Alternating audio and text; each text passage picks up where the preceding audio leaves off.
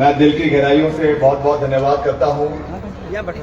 एक नारा मैं दूंगा, आप सबने पुरजोर समर्थन करना है, दोनों हाथ खड़ा करके।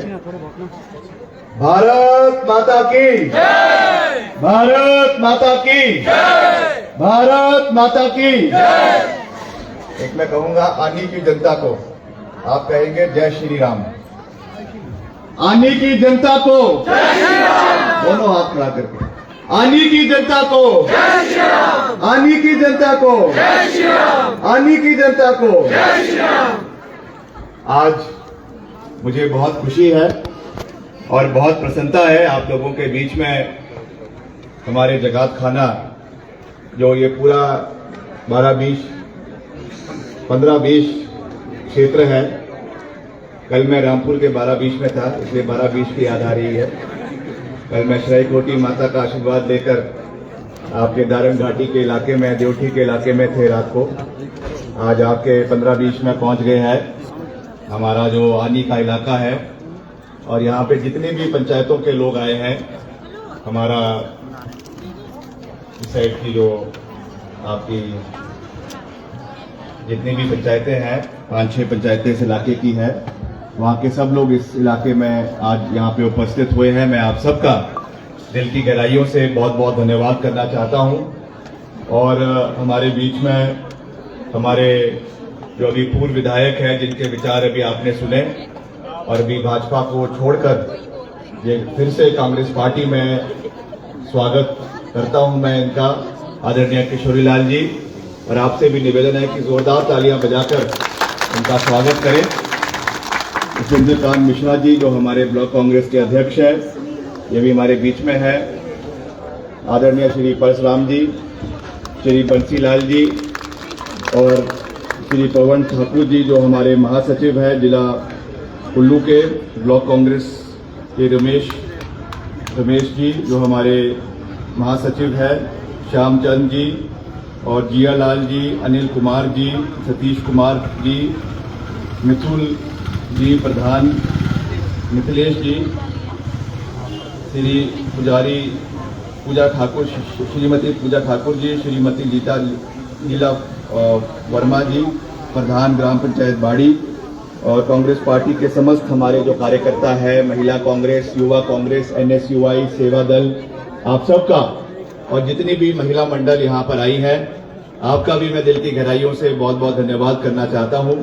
और कई आपने अभी अंजियां भी मुझे यहाँ पे दी है, तो मैं आपको ये विश्वास दिलाता हूँ, अभी तो क्योंकि चुनाव चल रहे हैं, अभी उसके ऊपर ज्यादा कार्रवाई नहीं हो सकती, मगर मैंने ध्यान से वो सारी अर्जियां आपकी उसको रख लिया है।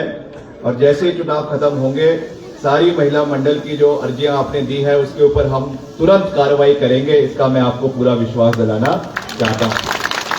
आज बहुत लंबी बात ना कहते हुए, क्योंकि काफी लंबा कार्यक्रम है हमारा, मैं आप सबका धन्यवाद करता हूं।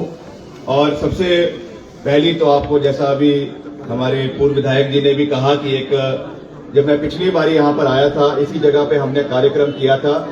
उस समय इलेक्शन नहीं थे, चुनाव नहीं थे, मगर यहाँ पे हमारा एक जन संबोधन हुआ था और उसमें मैंने ये विश्वास दिया था जनता को कि जो आपकी ये मेन सड़क है, क्योंकि मैं उस दिन पीछे से आए थे हम, काफी खराब थी, मैंने उस दिन इसके लिए वादा किया था कि जब मैं अगली बारी आऊंगा तो इस सड़क का कार्य शुरू हो जाएगा।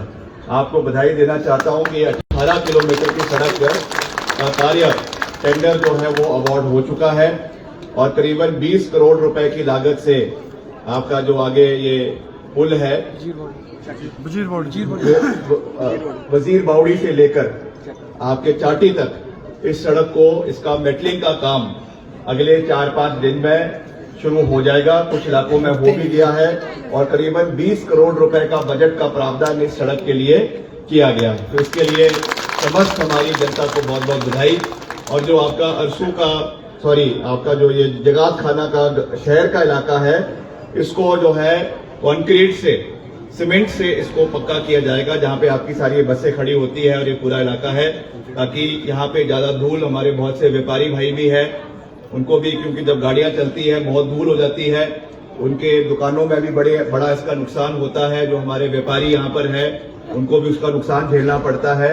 तो ये खुशखबरी हमारे व्यापारियों के लिए भी है, क्योंकि अक्सर हर लोगों का जिक्र होता है मगर व्यापारियों का कोई अपने मन से जिक्र बहुत कम लोग करते हैं। व्यापारी भी हमारे लिए बहुत आवश्यक है। तो यहाँ के जितने भी हमारे अंशु के आपके जगात खाना के व्यापारी हैं, आपको भी मैं बहुत बहुत शुभकामनाएं देता हूँ। और भी जो मसले हमारे व्यापारियों के यहाँ पर हैं, यही नहीं पूरे कुल्लू में, पूरे मंडी संसदीय क्षेत्र में, उनको भी हम आने वाले समय में उठाएंगे। चाहे वो जीएसटी का है, चाहे वो और चीजें हैं, उसको भी हम पूरी मजबूती से उठाएंगे।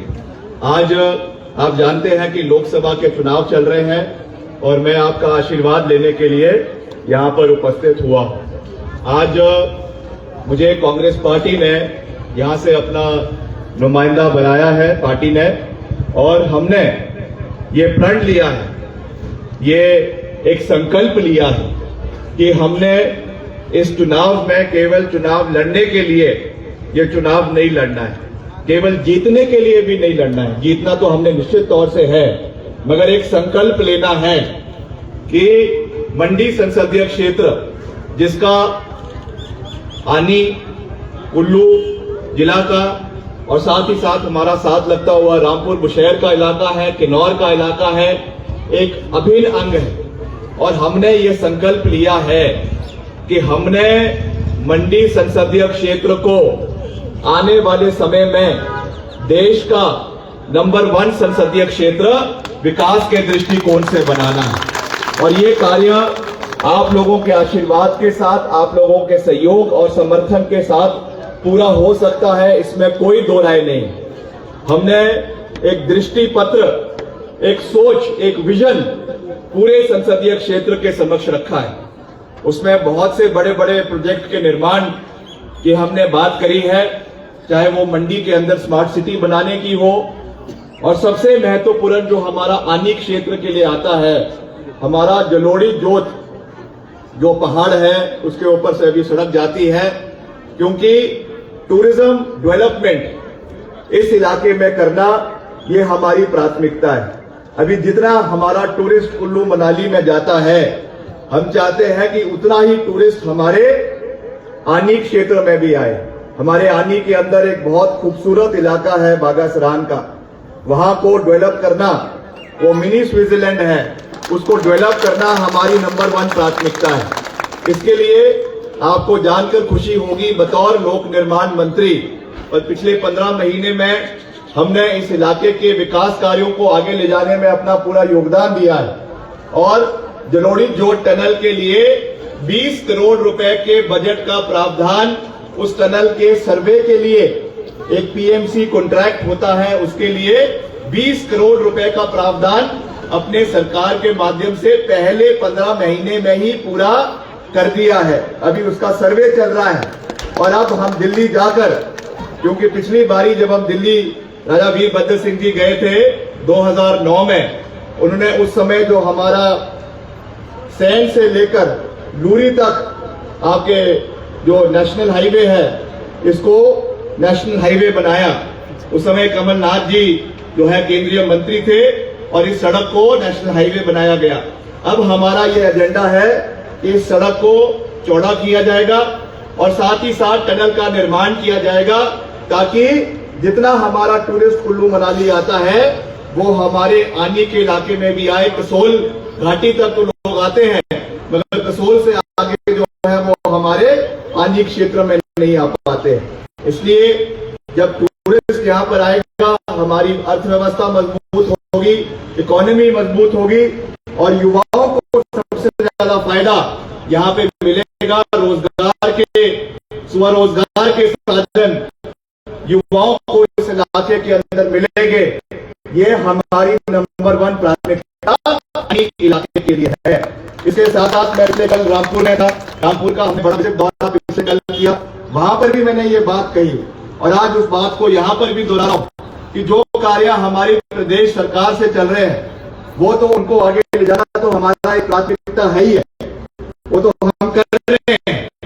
अभी पीछे भी जब मैं सरकार आपके द्वार यहाँ पर आया था, उसमें हमने कार्यक्रम किया, उस दिन भी करीबन हमने 40 करोड़ रुपए के अलग अलग सड़कों के नवीनीकरण के निर्माण के पे शिलान्यास किए, बजट प्रोविजन किया, मगर एक हमारा बड़ा प्रोजेक्ट जो रामपुर के लिए भी है, आनी के लिए भी है, किन्नौर के लिए भी है, करसोग के लिए भी है, उसको हमें आने वाले समय में पूरा करना है। ये हमारा ड्रीम प्रोजेक्ट है रामपुर के लिए कि हमने रामपुर के अंदर एक बड़ा मेडिकल कॉलेज आने वाले समय में बनाना है, ताकि हमारे इस क्षेत्र के लोगों को उसका भरपूर फायदा जो है स्वास्थ्य से आने वाले समय में मिले।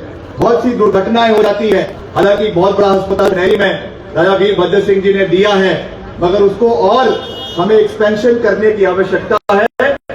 ये दिल्ली जाकर जब हम सांसद बनेंगे आपके आशीर्वाद के साथ, जो इस इलाके के लिए हमारी नंबर 1 प्राथमिकता होगी वो रामपुर के अंदर जो हमारा समस्त क्षेत्र है, आनी का और आपके जैसा मैंने कहा यहाँ का और रोडू का और आपके यहाँ पे करसोग का किन्नौर का, वहाँ के लोगों के लिए मेडिकल कॉलेज का रामपुर के अंदर एक बहुत बड़ी उपलब्धि होगी, जिसका फायदा यहाँ के लोगों को मिलेगा।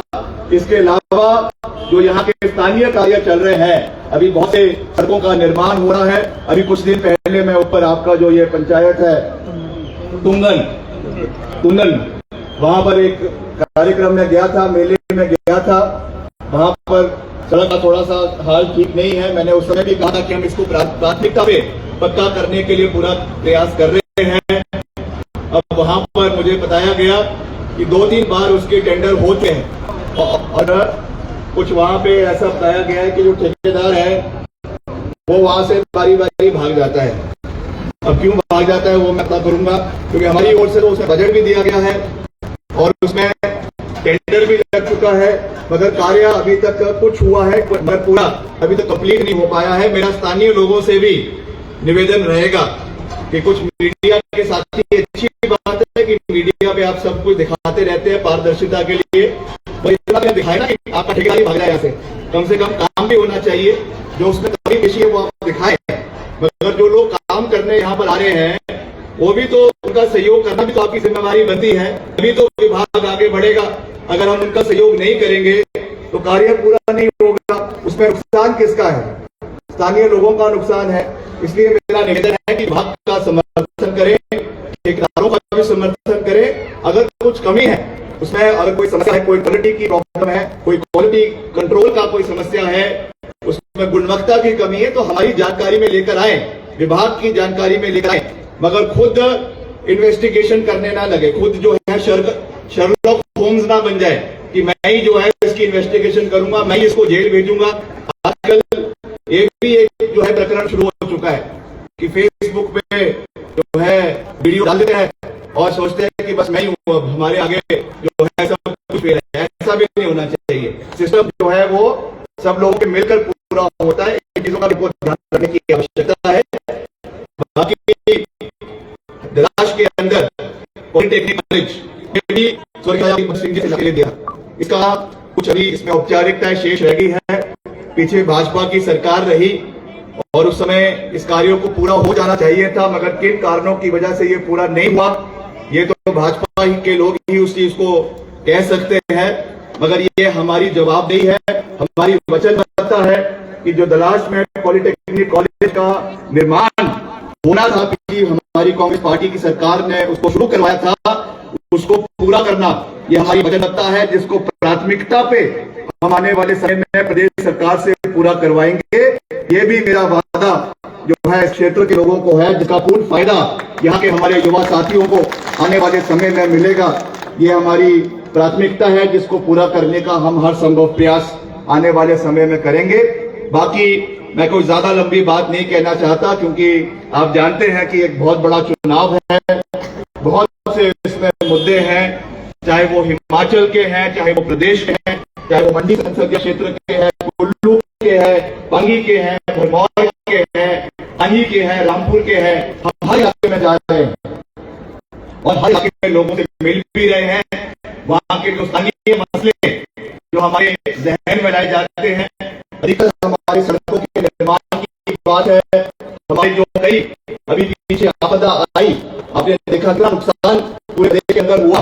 मैं आज भाजपा से ये पूछना चाहूंगा कि उनकी जो माननीय प्रत्याशी जिसको मुंबई से पकड़ कर यहाँ पर लाए हैं, आपदा में वो कहाँ पे थी?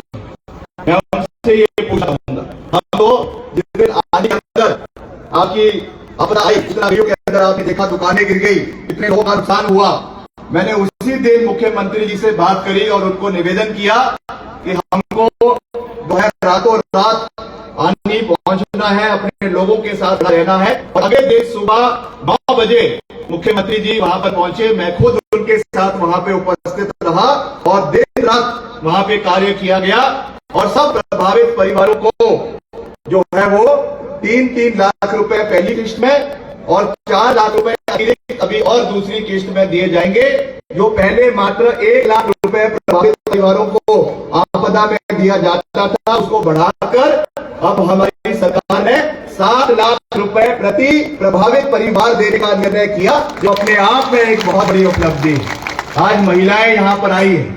अभी मैं पीछे भी कह रहा था, महिलाओं को मैं बहुत बहुत बधाई देना चाहूंगा, खास करके आउटर सराज की आनी की महिलाओं को बहुत बधाई देना चाहूंगा, क्योंकि आपने जो सबसे ज्यादा दूध की क्रांति अगर लाई है पूरे हिमाचल में, तो वो आनी की महिलाओं ने, आप लोगों ने लाई। इसके लिए अपने आप के लिए जोरदार तालियां बजाएं।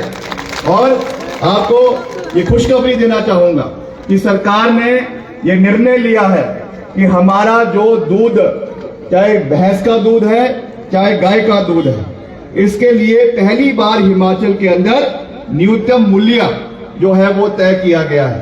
45 रुपए आपके गाय के दूध के लिए तय किया गया है और 60 रुपए जो है वो भैंस के दूध के लिए तय किया गया है। इसको आने वाले समय में और ज्यादा बढ़ाकर हम कोशिश करेंगे कि 100 रुपए तक ले जाया जा सके, जिसका सीधा फायदा हमारी महिलाओं को, हमारी मातृशक्ति को आने वाले समय में मिलेगा। और दूसरा, जो हमारी चुनावी गारंटी थी कि हमने ये कहा था कि हम चुनावों में हर महिला को जो है सामाजिक महिला पेंशन देंगे, उसको भी सरकार ने पूरा करने के लिए निर्णायक फैसला लिया है और 800 करोड़ रुपए का बजट महिलाओं ने जो है महिलाओं के फैमिली आपका जो ये महिला पेंशन है उसके लिए रखा गया है, जिसमें हमारे लाहौल स्पीति में पहली किस्त महिलाओं को मिल चुकी है और 6 जून को जब चुनाव खत्म होंगे, 4 को रिजल्ट आएंगे, 6 जून से हर महिला को जो है वो आपके अप्रैल और मई के 1500 रुपए मिलाकर हर महिला के खाते में 3000 रुपए जो है सरकार की ओर से पेंशन देने का प्रावधान बना दिया है, जो शुरू हो जाएगा। मेरा आपसे भी निवेदन है कि जो आजकल ये फॉर्म इसके भराए जा रहे हैं, हमारे तहसील वेलफेयर ऑफिस में